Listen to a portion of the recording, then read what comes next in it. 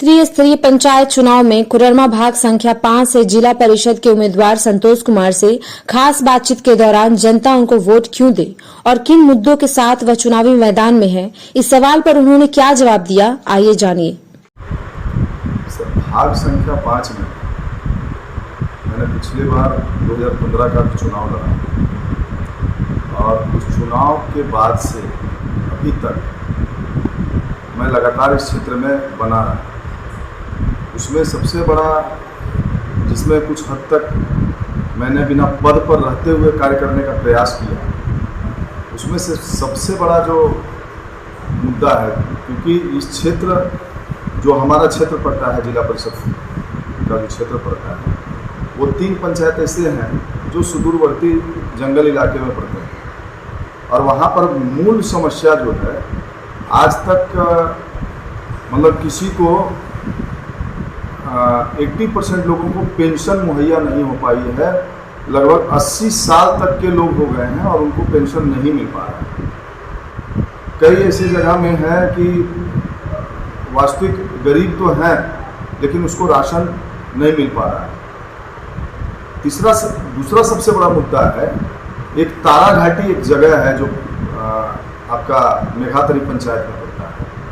वहाँ की सबसे बड़ी मूल समस्या ये है कि लोग तो ढिबरा चुन के खाते हैं लेकिन उनके पास रहने के लिए अपना कोई जगह और ज़मीन नहीं है और सरकार से वो लोग उपायुक्त महोदय से कई बार मेरे माध्यम से या तो और लोगों के उनके माध्यम से ये आवेदित किया गया, लेकिन आज तक किसी तरह का कोई सुनवाई नहीं हुई। अभी भूमि आवंटन पट्टा मिलना था वो लोग को, उसके बावजूद वो लोग को नहीं मिल पाया है और वो लोग का बस एक ही डिमांड है कि जो हम जिस जगह में पिछले 60-70 सालों से, जब से मायका यहाँ पर कोडरमा में आया है, तब से हम यहाँ रह रहे हैं और हम लोग को आज तक इस पर कोई बात करने नहीं आया।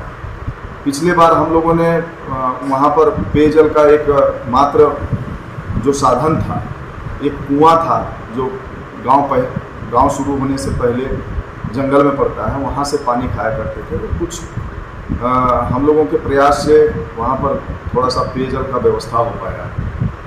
अब रह गई बात वहाँ की ये मूल समस्या है। मेरा सिर्फ वहाँ के बारे में एक चीज़ कहना है, अगर वो गांव वाले को अगर ज़मीन नहीं मिल पाता है तो फिर वहाँ विद्यालय और आंगनबाड़ी क्यों खुला? सरकार वहाँ पर शिक्षक बहाल किए हुए है, उसको तनख्वाह दे रही है, आंगनबाड़ी है उसमें सेविका सहायिका है, तो वो लोग को रहने के लिए परफेक्ट जगह, एक जो आज आज़ादी के 75वां अमृत महोत्सव हम मनाने जा रहे हैं और इस अमृत महोत्सव में अगर उनके पास पक्का घर नहीं है, पक्का घर क्या कच्चा घर भी बनाने नहीं देती है वन क्षेत्र के अधिकारी, तो उस परिस्थिति में वो लोग जाएंगे। तीसरा सबसे बड़ा, आप आ जाइए एक जरगा पंचायत में झरखी और बिशनपुर जगह है जो एकदम सुदूरवर्ती इलाका है।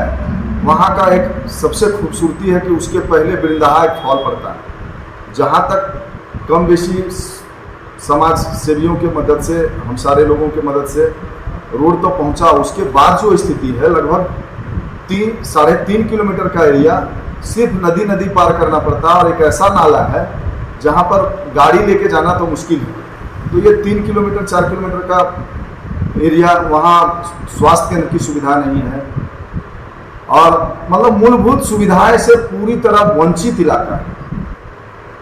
वैसे क्षेत्र में हम काम करना चाहेंगे। उसी प्रकार गझंडी के कई इलाके हैं, अम्बाकोला है, जहाँ आज भी लोग मतलब वो 1950 वाले दृश्य में रह रहे हैं। तो वो सब जगह का स्थिति बदलना चाहिए, इसके लिए हमें काम करना है। भ्रष्टाचार का एक मामला है कि गांव के गरीब को आवास और पेंशन के लिए भी कमीशन देना पड़ता है। ये मुद्दा सबसे बड़ा है। रह गया पुल, रोड, नाली का जो काम हो रहा है, उसमें कहीं ना कहीं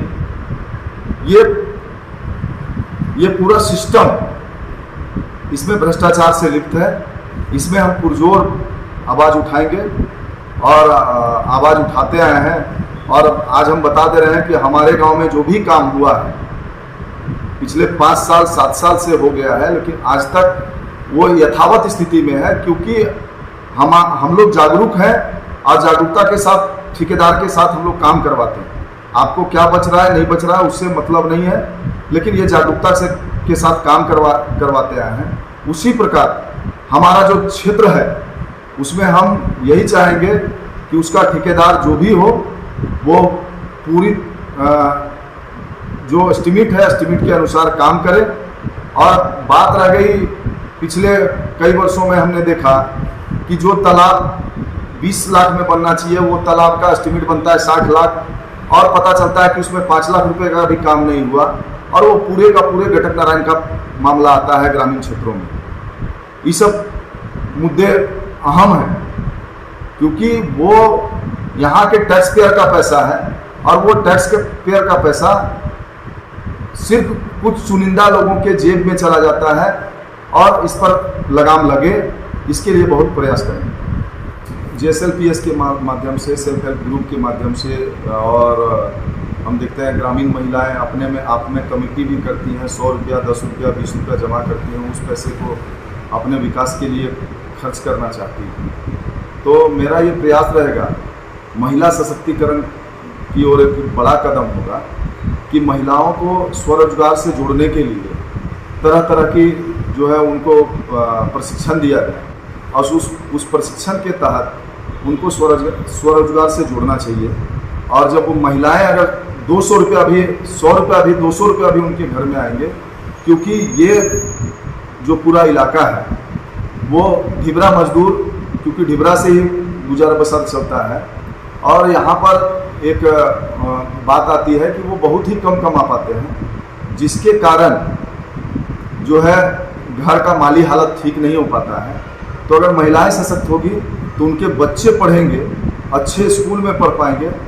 और एक दूसरा एक बड़ा मामला है कि आज सरकारी विद्यालय की जो हालत है उसमें शिक्षक की घोर कमी है, और जिसके कारण गरीब जो पैसे वाले लोग हैं उनके बच्चे तो पढ़ लेते हैं, लेकिन गांव गरीब के बच्चे आज हमारे यहाँ हमारे चिचाई स्कूल में लगभग 300 बच्चे का एडमिशन है, और मात्र 2 शिक्षक हैं, जिसमें एक शिक्षक को तो पूरा सरकारी कार्य में ही लगाया जाता है। तो एक शिक्षक 1 क्लास से लेके 8 क्लास तक कैसे पढ़ा सकता है? इसलिए शिक्षक का जो कमी है वो किसी भी हाल में, हम लोग तो प्रयास किए हैं कि गांव के लोग ही कुछ एक घंटा आधा घंटा, जिसको जो लड़का का जो स्टूडेंट को जो समय मिल पाता है उसको पढ़ाने के लिए भेजते हैं। आने वाला दिन में वैसे जो स्टूडेंट हैं उनको भी कुछ ना कुछ रोजगार से जुड़ना चाहिए, और वो शिक्षा के क्षेत्र में अगर आगे बढ़ना चाहते हैं तो उनको हम कोशिश करते हैं कि ग्राम सभा के माध्यम से ही उनको कुछ ना कुछ राशि, प्रोत्साहन राशि दिया जाए। Subscribe now and press the bell icon. Never miss an update.